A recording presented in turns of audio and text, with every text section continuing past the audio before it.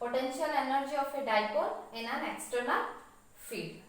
So in our previous chapter we have discussed that if a dipole of magnitude suppose minus q and plus q and the dipole length is 2a, if it is placed inside an electric field, then it will experience zero force, the net force will be zero, and it will experience some torque, and the torque expression will be your P cross E, where P is the dipole moment and E is the field. So suppose an external torque will be applied in order to rotate this dipole against the torque, and it has been supposed to be rotated from angle theta naught to an angle theta 1.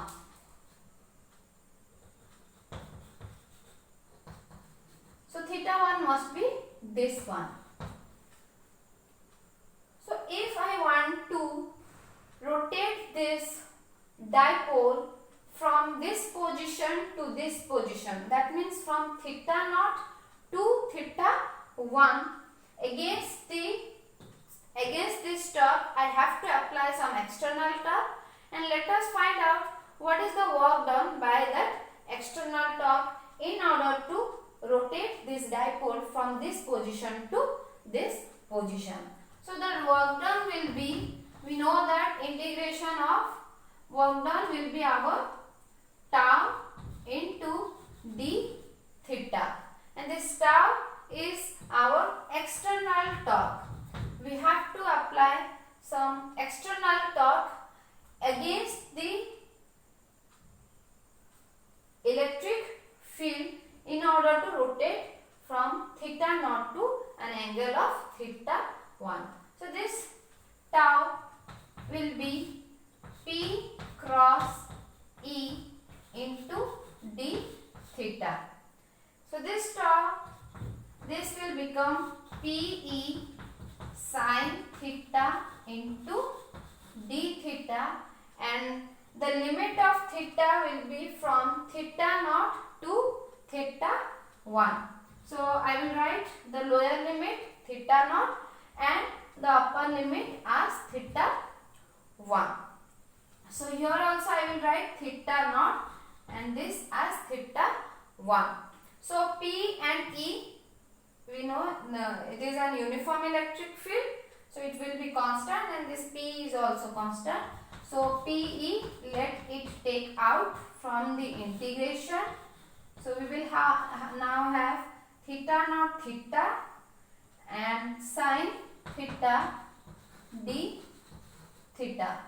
So the integration of sin theta gives us minus cos theta, and this will be your P, and limit will be theta naught to theta 1.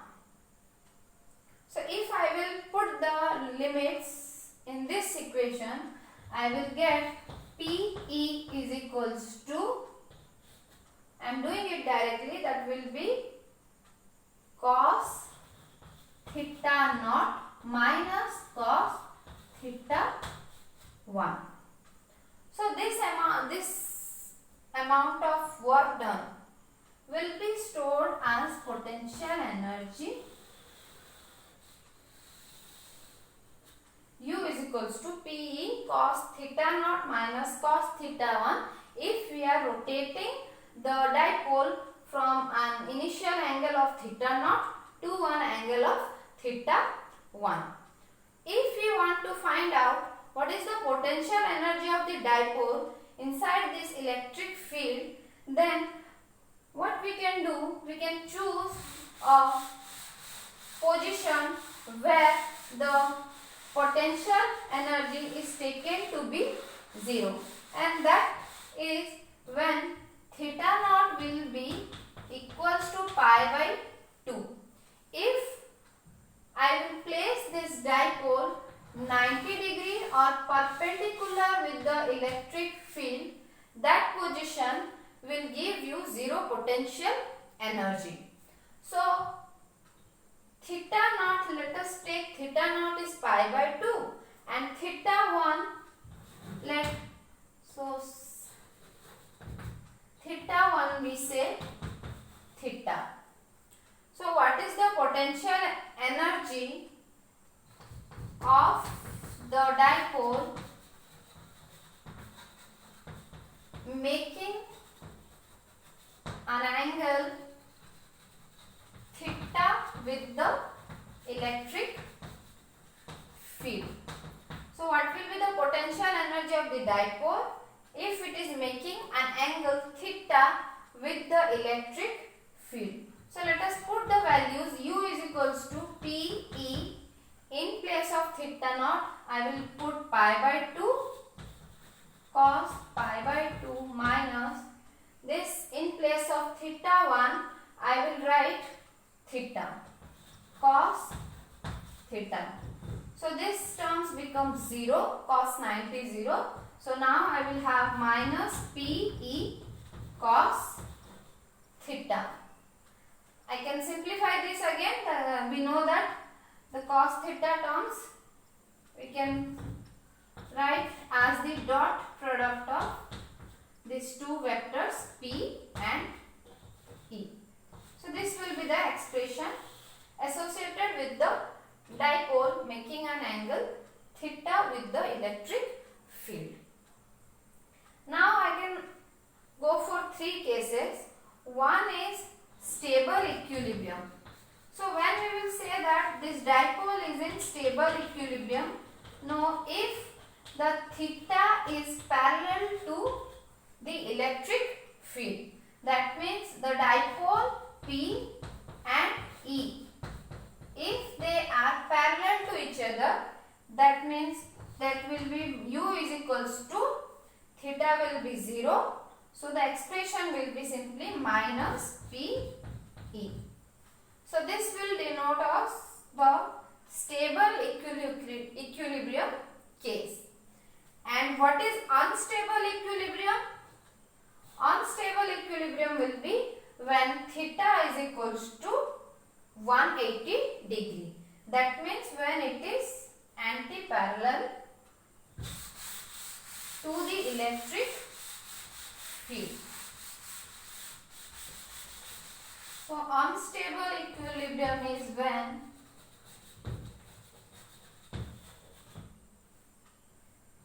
theta is equals to 180 degree and U will be at that time here plus P E. Because we know that if a body is having minimum energy, that will be in stable state. So we are saying that it is in stable state since we are having a negative sign. Here we are having maximum energy. So it is a case of unstable equilibrium. Then another one is zero energy.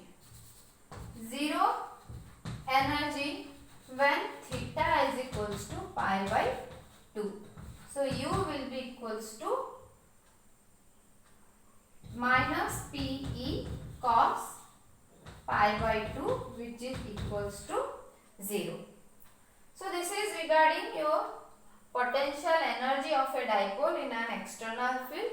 You can do it in another way, or you can find out the energy by using the energy expressions or using the expressions of potential. So go through this, and our next topic is electrostatics conductor. Electrostatics of conductor. So I will discuss few points which are in your book. Electrostatics of conductor. So before going to the topic of capacitor, which is actually a conductor, we should know about these things. So electrostatics of conductors. Your first point is that the electric field inside a conductor, the electric field inside a conductor is equals to 0. If there is a conductor, then the electric field must be 0 inside it. Second point is that, as we have discussed in previous class, that the electric field must be perpendicular. The electric field must be normal to the conductor. It should be normal to the surface of the conductor. Third point is that since electric field inside the conductor is 0, so according to Gauss law, we can use our Gauss law. Since electric field E dot S is equals to Q by epsilon naught. Since electric field inside the conductor is 0, so no charge, excess charge will reside inside the conductor. That implies that charges will remain only at the surface of the conductor.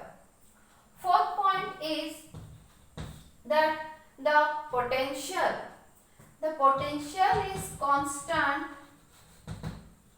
throughout the spherical conductor and also inside the conductor. V is equals to constant, means it is whatever it will be at the surface, it must be equals to inside the conductor. If potential at the surface of conductor is V, then it will be equal inside the conductor also. So whatever the potential at the surface, if it is of 10 volt, then inside this we will have the potential 10 volt. Next point is that if you are going for the surface of a conductor, then the surface of conductor will have electric field is equals to sigma by epsilon naught.